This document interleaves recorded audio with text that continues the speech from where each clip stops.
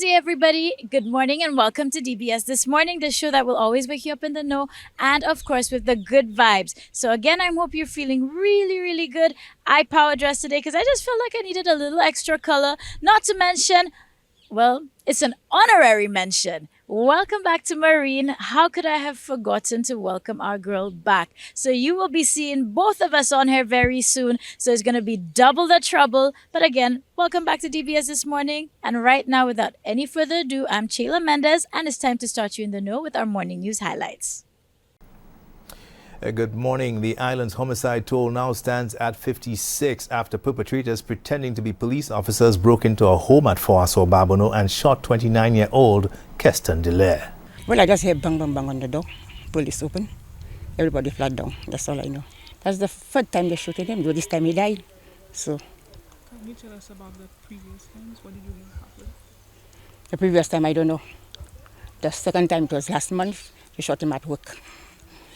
And they came right in the yard in the house. That's all I know. Neighbors are now concerned about the increase in gun violence within their community. A former director of corrections, Vern God, has been appointed as acting police commissioner. Prime Minister Philip J. Pierre made the announcement on Monday. God has been appointed on a 6-month contract effective September 2nd, 2024.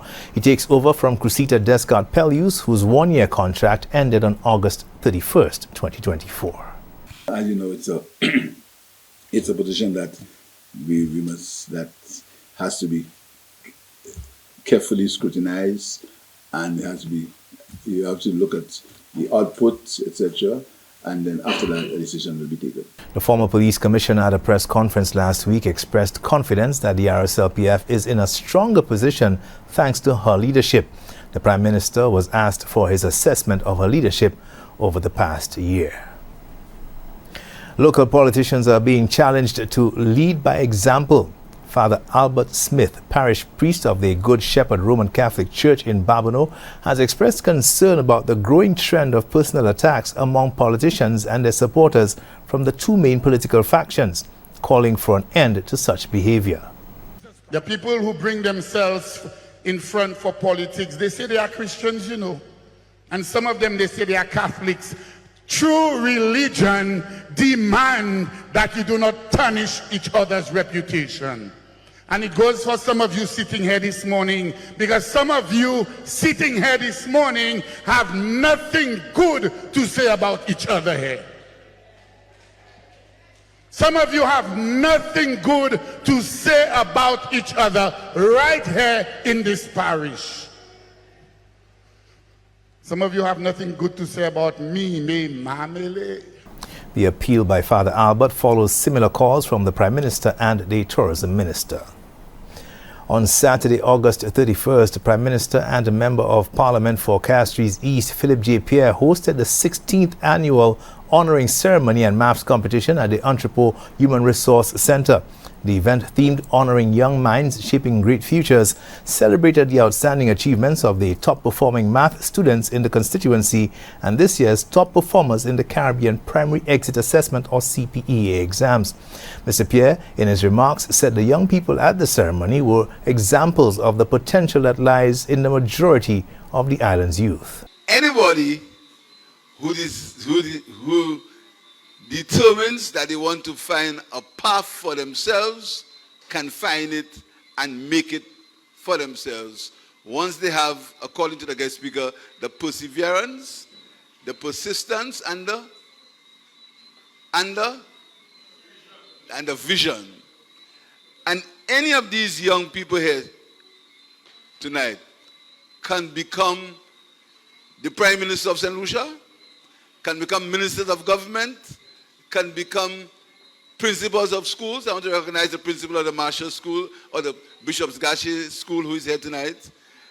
Can become anything they want once they have decided that they will have the discipline, the vision, the persistence to make it to the top. So I want you to give these young people a round of applause to me, please. Too many times we hear only about the bad that some young people do. Too many times you hear people say that young people are this, young people in gangs, young people are violent, only negative. But it shows there's only a small part of the young people of this country are in gangs. The winner was Aiden Dujon from the Bocage Combined School, who was awarded a laptop, a backpack filled with supplies, a trophy and a monetary prize. The first runner-up was Kishon Dalkan from the Tiroche Combined School, who received a trophy, a monetary prize and a backpack loaded with school supplies. The second runner-up was Amst Solomon from the Bishop Charles Gachet Primary School, who was awarded a trophy, a monetary prize and a backpack with supplies. The guest speaker at the event was attorney at law, Mr. Peter Marshall. These are your top stories. Thanks for watching. Good morning. Welcome back, family. So that concludes your morning news highlights. And of course, it's DBS This Morning. So go regroup, get your breakfast ready, and wake up your household, because DBS This Morning will be right back.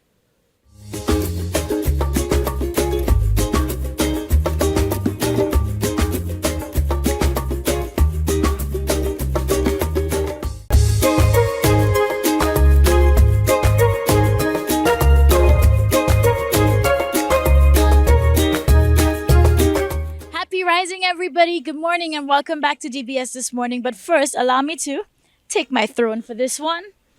So we're going to get comfy, a little bit cozy. And in this segment, of course, our girl Maureen, like I said, she's back and in action. And she was able to do a follow-up that was very much promised. And it's all about safe spaces.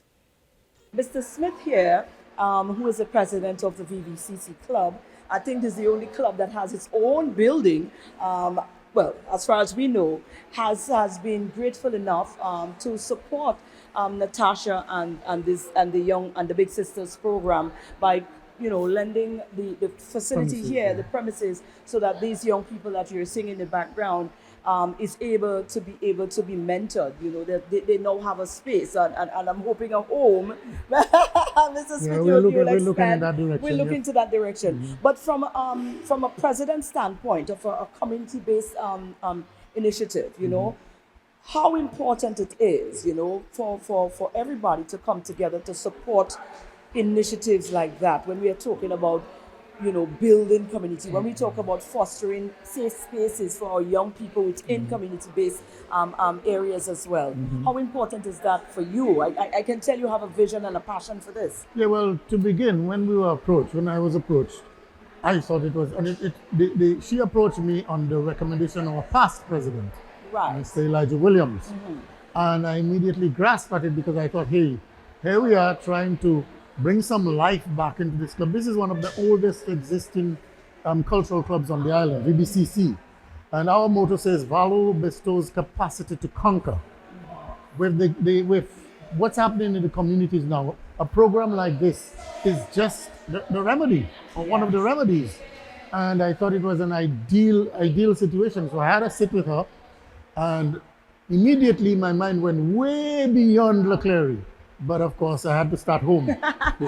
and what I thought was that I would allow her the convenience of using these premises free of charge as a sponsor, and pick it up from there, because I could see the continuing a program, not only in this constituency, in this community, is a very good motivational activity for distracting, and I'm using the word distracting purposely, the younger generation from the negative activities that are now predominantly prevailing in our communities. Wonderful. Mr. Smith, I have to come back. We have some talking to do in the future, but I just want to commend you for having that vision, having that passion, and going beyond, to playing your part as well to ensuring that young people continue to have that safe space. So thank you. Well, before I go, I must tell you that this was embedded in me because I grew up in this club. This club made me who I am, and I feel very proud and just even more thankful that I can give back. Absolutely. And that's why, and that's my note. Wonderful. All right. So we'll see you soon, though. Yes, of course. Who remembers Natasha Pascal? Of course, she's no stranger to us here. And recently we had a chat when we were talking about the Safe Spaces conference, which you undertake, and that went down, and that was all good. I was part of it. But I wanted to show continuity because Natasha didn't just put on a seminar for young people and they come one day and Natasha continues to foster in a mentorship program where you have big sisters, you have societal women who are giving up their time and their resources and their expertise to come back from time to time and pouring into this young lady. So there's a continuity. And one such is happening here today at the VBCC set club because the ladies are here. Alana T Makeup is here, and she's giving them such a wonderful program here today. Makeup tutorials. They got a little walking instructions earlier as well. So let's talk about that and Tash and talk about the women who are pouring into that as well, because everybody seems to be so busy and wrapped up these days. And to see that we have women who have their vibrant lifestyle but are still making the time to come and pour back into our young people, our young ladies. I think this is commendable. Thank you. This is part of all safe space initiatives of showing persons awareness for themselves. So after, as you're so right, so after the summit, we didn't just stop there. We don't just stop. It continues with the mentorship program. This is a big sister mentorship program where women volunteer their time, their services, their finances, and they come back in and they give up their time to pour back into these young women, showing them how to live confidently, how to take care of themselves mentally, physically, emotionally, and spiritually. It's all tied into it. So it's not just one team effort. It's a team effort. It's a community effort where all persons come together just to give back to the young people of this nation. Wonderful. Yeah. Let's speak to what's happening here today. Alana is such a beautiful one. I mean, but we expect that because she's just that kind of person. Yes. And the young lady seems to be having such a wonderful time learning how to do a little makeup. Yeah. One pulled me aside. She said, "Listen, I hope she's showing us how to do the rounding out, the lining of the lips, because the last time I do that, I look like somebody cuffed me down." So how important it is for these children who are now growing into their own. They're not at that point where they're struggling with confidence. They're trying to experiment with little things like that, makeup and stuff like that. So this is really, really vital. And it's commendable. Thank you. So today's session is themed walk in confidence, where Alana Arthur, who was a past carnival contestant herself and a makeup artist, is showing them. I reached out to her and I told her what I wanted, and she said, "Okay, I'm all on board." And she shows the lady how to walk into the school year, the new school year, with their heads with confidence, boosting their self-esteem. And she also is guiding them as to how to apply basic makeup. We're not sending them into school with makeup, but we know as young women, these are some of the things. Yes, these are some of the things that they are interested in. So we tied it into their interest, to make it an activity that is fun for them and also boost the self-esteem that they wanted. Wonderful. Yes. Well, it's commendable, and I am here for it all. And guys, if you're out there, I guess I'm going to put a little plug there for you. If you're out there and you would like to, get on board in some way, form, fashion. You can your expertise, your time, your services, just your energy can go a long way. And if you'd like to, they can reach out to me at 722-4460 or natasha.pascal@safespaceconsultancy.co. Absolutely. I'm waiting to hear from some of you guys. We're waiting to hear from some of you guys.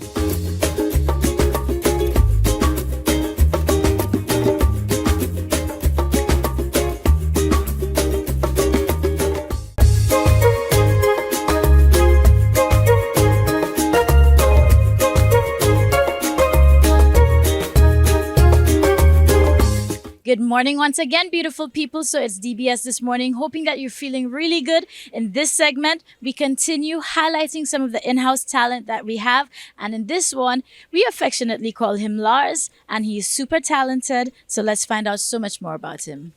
Welcome back, beautiful people. I am continuing my in-house series, just tapping into the creatives that we have amongst us here at DBS, because yes, we work I was about to say 9 to 5, but welcome to the world of media. It may not ever be technically 9 to 5, but we all have our designations. And beyond that, we have so many people in-house that are doing more than meets the eye. So right here, we call him affectionately Lars, but we have Zarel here, and he is, did I say that right? Zarel or Zarel? Zarel. You see, so I had to make sure I got his name right. Anyways, you see, I'm so used to calling him Lars. Welcome to my morning show. I don't think I've interviewed you before, right? No, you haven't. Okay, good. So today is the start, and I want you guys to know he's also edited already and shot for my morning show. So that was my first introduction with him, and he's now part of the news team. But outside of video editing and shooting, he is super creative. He's an artist, a tattoo artist as well, and he's also into mixed martial arts. So Lars, I think let's just start off on the mixed martial arts side of things. How did you get into that? It's something that I've always been interested in ever since like a young child. Growing up on DBS again, watching karate at 4 o'clock on a Sunday. Big up. Yeah. But it's been something I've always been interested in. But I only started probably around let's see, 2020. Was that you started before the pandemic or during? During the pandemic. Yeah. I didn't really know, like in the start, like throughout my teenage years and stuff in school, I didn't really know how to get into like the karate classes and stuff, because I would ask like friends and stuff, but I wouldn't get to know exactly where to go and that kind of thing. But eventually, I got to find out that there's this guy called Volt from a friend, Oh, I and know him. Actually, he was a personal trainer of mine too. yeah, got to find out about Volt, and I got in contact with him and stuff, and he started training me. He had people training before me, but there was a point in time when it was just a one-on-one, me and him, training at Boss Eju, the fitness park. We started off there. Then after that, took a little break, and then I got into boxing as just VG, opposite what do you call it? The Red Cross. The Red Cross. And I did boxing for a few months, and then took a break. And Volt came by sometime last year or the year before that. Yeah, the year before that, and he told me like I should come back. I went back. He trained again, did a little tournament, and now I'm back on a break.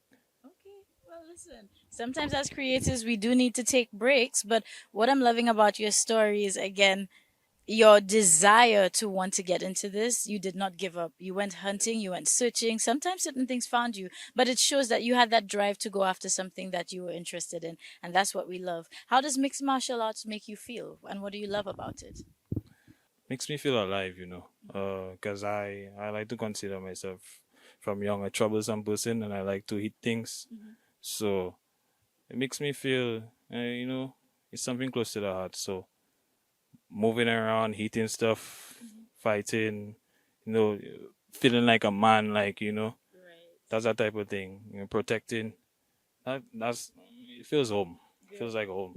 Now, I feel a lot safer. That's why I'll come back closer to him now that he says, protecting. Because for a moment there, I was like, oh, well, any minute now, maybe he may want to just hit me. But no, I know you wouldn't hit girls anyways. So this is what we love. So now that's you and your world of mixed martial arts. So that's one avenue. But we're going to keep moving because... oh, sure. I'm on a break right now from that, but it looks like I have some stuff coming. So I'll have a little surprise soon. I don't know when, but... yeah, working on something. So you keep us posted on that. So that means we have more. We're going to have a follow-up with his story. So Lars, let's shift gears a little bit. And I want to talk about the artist side of you, which also directly links to him being a tattoo artist. You can see where the skills come into play. But when did you realize that you actually have this skill or talent of drawing? I noticed that from a really young age, like around, I was in grade 1 or grade 2. It was specific. I remember specifically the older guys in grade 6, grade 5 used to draw Dragon Ball Z characters. And I used to love that. And I would want them to draw for me or that kind of thing. Yes. And they would, like they would say cut style and you pay like, I ain't doing nothing for you. So I myself went and learned to draw my Dragon Ball Z characters on my own. I just kept at it, my little stick characters and that kind of thing. Eventually, I got better. Yeah, and that's how it started. Nice. So what led you down the path of tattoos then? Um, okay. Tattoos is something that I looked at back then, like in school. I was always afraid to do it though, because I didn't want to mess up people's skin. And I have a friend, he's also a tattoo artist. He wanted me to get into tattoos, but it ended up he being a tattoo artist before me. So it was, I've been doing tattoos in and out. I've been drawing, but tattoos is like in and out, here and there, because I have a full-time job and that kind of thing. But I only took it like serious this year, and I have a few stuff that I've did. Great. Now I do know you have an Instagram page for all those interested as well. So please share that so that way they know where to go follow so they can see your work and obviously utilize you when they're ready. Okay, my Instagram is Dr. Ink underscore or Dr. Ink dot 1111. It's either Dr. dot INK 1111. I think that's it. Either way, we'll save his life. It's on the screen right now. That's where you go follow. All right.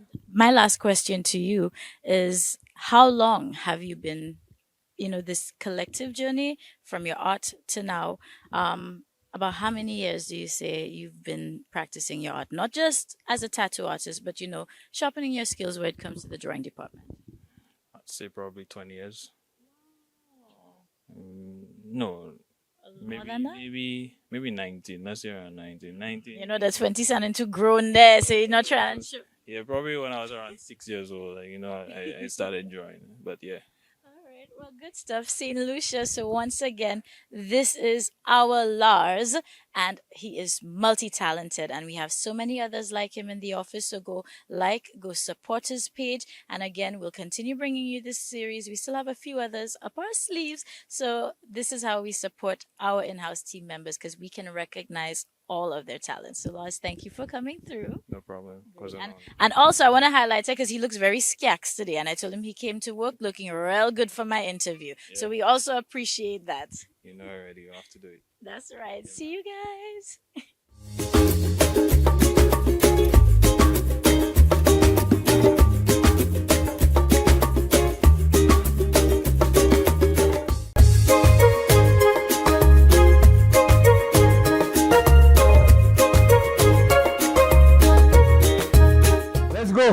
Get him. Yes. Yeah, put in that work. Sexiness is pain and pain is weakness live in the body. That's how we get it. Yes, St. Lucia, good morning to you guys. And today, what are we going to do today? Right. I have a brand new mop stick. So for all us 2 people that beating the 20 mop stick.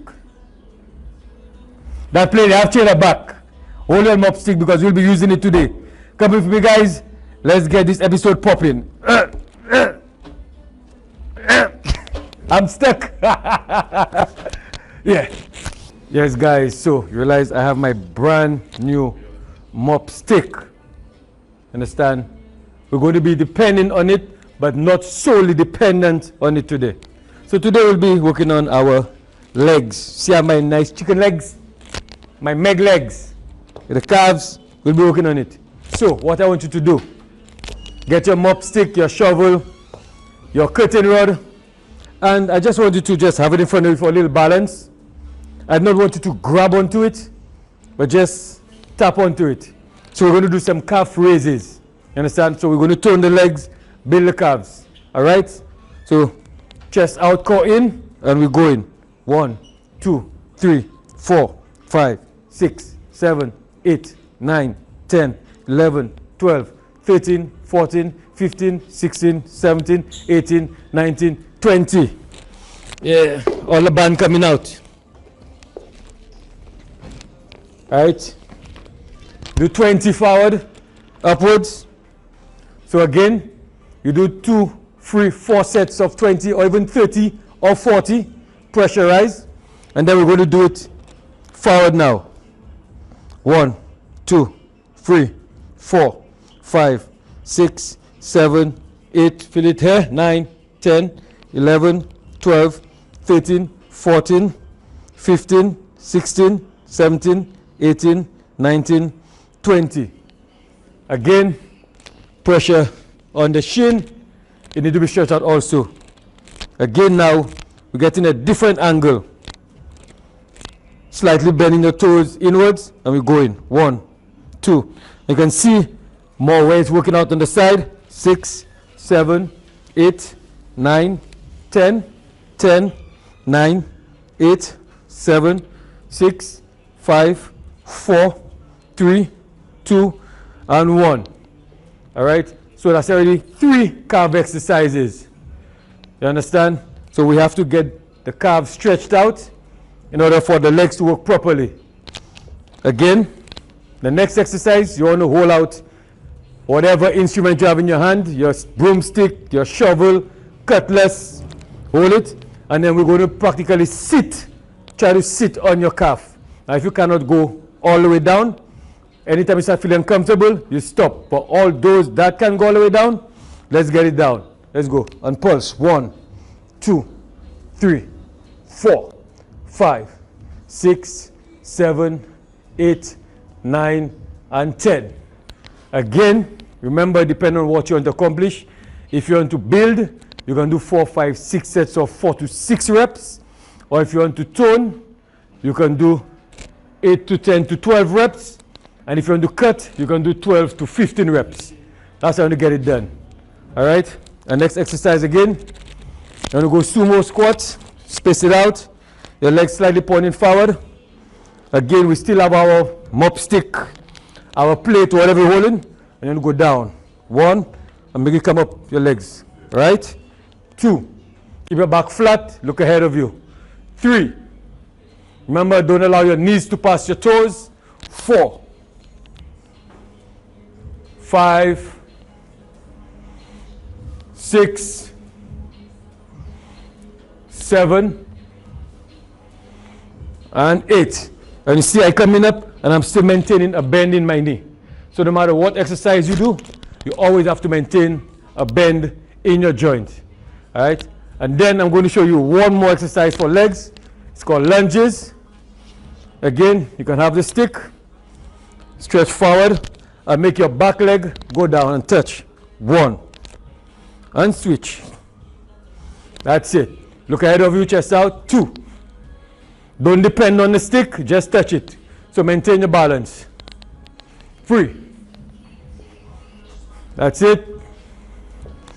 4. 5. 6. Take your time. Getting it done, St. Lucia. Excellent. All right. That's a simple, easy leg exercise. And to finish it off, you can just stretch it out. You have to stretch out the hip. So especially if you have any injury, if you have pain in your knees or your ankle and you have pressure on one side, your next leg going to automatically start hurting you because the pressure is diverted there. However, when both start hurting you, there is always pressure on the hip. So even when you wake up, you have injury. When you wake up in the morning, you don't want to stretch your hip. So you can up, out, down, up, out, down, up, out, down, up, out, and down. You can stretch it out like that, or again, you can hold it and stretch. 1, 2, 3, 4. Again, next side. 1, 2, 3, and 4. And St. Lucia, that was your leg routine. Remember, stay fit and focus. Good morning. How are we doing now, beautiful people? Hoping that you enjoyed today's show. And I'm going to get up for this because as I take you out, of course, I want you to leave your house and leave on the right energy. And again, it's going to be double trouble. So get set and get ready because Marina and I are definitely going to continue to ensure that you have the best starts to your morning. So with that being said, I'm hoping that you enjoyed our DBS this morning today. Have a beautiful day and please come back to us tomorrow safely right here on DBS This Morning. Bye.